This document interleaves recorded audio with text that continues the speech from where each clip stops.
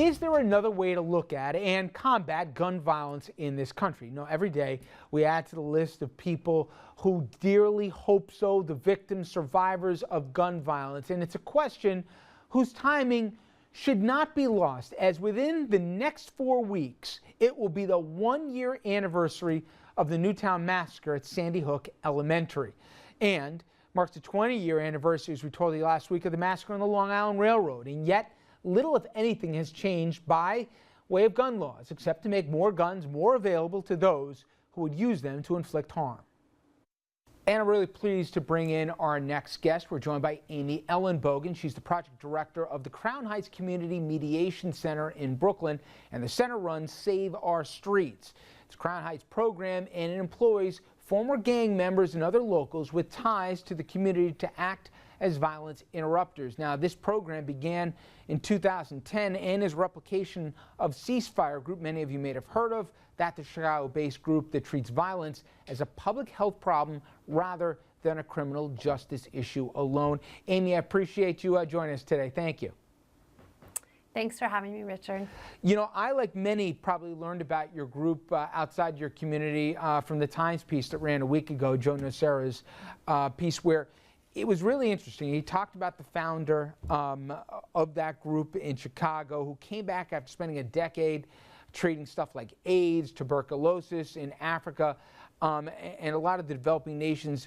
And when he came back and he heard about the huge gun violence on some streets in inner city Chicago, he said, you know, this is a health epidemic, and maybe that's the way we ought to address this rather than just a crime issue. Maybe that's the way to break through this impasse we have on gun violence in this country, to really look at it differently as just a huge health concern rather than a single issue here and there of a gun thing that maybe can anesthetize the audience. It's a different way to approach it, isn't it? When Dr. Slutkin came back to Chicago and saw the similarities between how violence was operating as a disease to what was going on in Africa, he really thought that this approach could make a difference. He noticed that there were clusters of violence in certain places in the country, just as there'd be clusters in any kind of outbreak of a disease. And he noticed that if you would take similar approaches to a public health that the public health approach normally takes, we would be able to hopefully eradicate gun violence. I'm going to take a stab at this and tell me if I get this right. You guys take an approach which is first to try and identify where the problem happens in the community. And the best people to do that in the form of outreach are people who know the community best, people most prone to either commit violence or be targets of it. And these are people sometimes even former gang members, right? People who really know the toughest areas in the town and the principles that we're talking about here, right? So here, we believe that the violence is being spread between very high-risk individuals, and the best people to communicate that are other people who've been formally infected by the disease.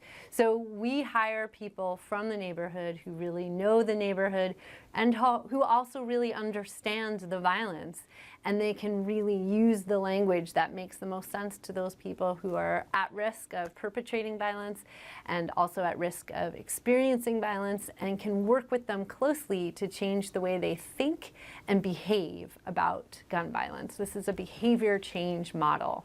And to the point that I think a lot of us believe, oh, there's an inevitability here. Somebody shoots somebody, there's going to have to be retribution here. This is gangs, after all, the code that they probably have to abide by. What I learned was the majority of the gangs don't want this to happen, but once somebody takes a gun in hand and then shoots, then it sets this chain in motion. So first you identify who probably are the folks who you need to locate first. Then you have these folks called violence interrupters, where they go and they mediate before the problem even happens to say, guys, there's a better way here. It's not in your best interest to do this. And they're more receptive than we think. And then, God forbid, there is a shooting. You guys actually go directly to the hospital and talk to the victims here to try and stop a revenge killing. Explain that part of it. We have 3 kinds of workers in our program.